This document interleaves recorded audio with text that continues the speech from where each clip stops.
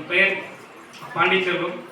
கடந்த 3 மாதங்களாக தேவகோட்டை நகராட்சியில் துப்புரவு அலுவலராக பணிபுரிந்து வருகிறேன். இதற்கு முன்பு ஒரு சிறு தன்னம்பிக்கை மட்டும் நான் உங்கள்கிட்ட சொல்லிட்டு இப்போ அடுத்து வந்து எனக்கு பேர் சொல்லிக்கிறேன். உங்களுக்கு எல்லாருக்குமே தெரியும், 2020 கொரோனா வந்தது. உங்களுக்கு எல்லாருக்குமே தெரியுமா? கொரோனா வந்தது. அப்போ யாருமே வீட்டை விட்டு வெளியே போக மாட்டாங்க, வீட்டுக்குள்ளேயே இருப்பாங்க. ஏதாவது உணவு பொருள் வாங்கினாலும் மட்டும்தான் வீட்டுக்கு வெளியே போய் வாங்கிட்டு வந்துருந்தாங்க. ஒரு 6 மாதம் தான். அந்த சமயத்தில் உலகம் முழுக்க, இந்தியா முழுக்கவே நல்ல முறையில் இந்த கொரோனாவை தடுப்பு பணிக்கு பாடுபட்ட அனைத்துமே எங்களுடைய துப்புரவு பணியாளர், துப்புரவு பணி மேற்பாளர்கள், துப்புரவு அலுவலர், துப்புரவு ஆய்வாளர் தான் முழுக்க நாங்கள் களப்பணியிலிருந்து நாங்கள் பணியாற்றுவோம். இந்த பணியை சிறப்பாக செஞ்சதுக்காக 15/8/2020 அன்று எனக்கு அன்றைய மாண்புமிகு முதல்வர் எடப்பாடி பழனிசாமி அவர்கள் எனக்கு தங்கப்பதக்கம் சென்னையில் வழங்கினாங்க. தமிழ்நாடு அளவில் ஒரு 10 மாநகராட்சி, ஒரு 138 நகராட்சியில் ஒரே ஒரு நபர் மட்டும்தான் தேர்ந்தெடுக்கப்பட்டு எனக்கு அந்த பதக்கம் வழங்கினாங்க.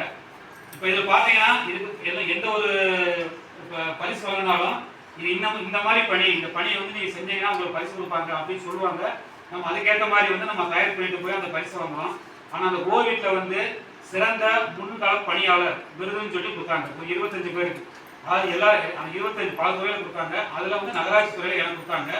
இது தேர்ந்தெடுக்கப்பட்டது அப்படின்னா அந்த சுதந்திர தின கொண்டாடத்துக்கு ஒரு 10 நாளைக்கு முன்னாடி தான் இந்த மாதிரி ஒரு விருது கொடுக்கணும் அப்படின்ட்டு எல்லா நகராட்சிக்கு கேட்டு அந்த ஃபீட்பேக் வாங்கினாங்க.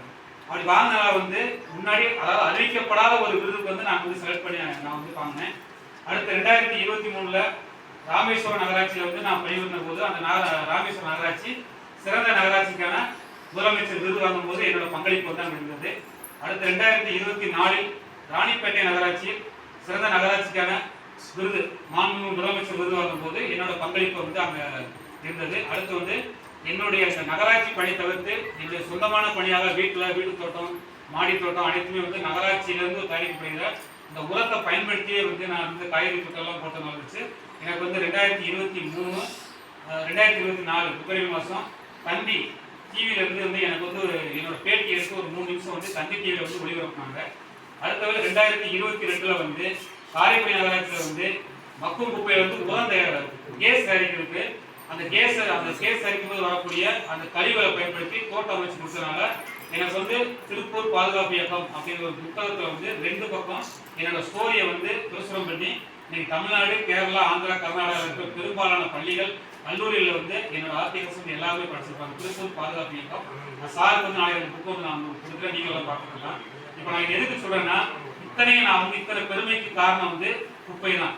இந்த குப்பையான வேகவார்த்தை இவ்வளவு நல்ல பேர் வாங்கியிருக்கேன் அப்படின்னா, நம்ம எந்த ஒரு ஃபீல்டில் இறங்கினாலும் அதை திறன்பட நம்ம வேலை செஞ்சோம்னா அதை சாதிக்கலாம். அதுக்கு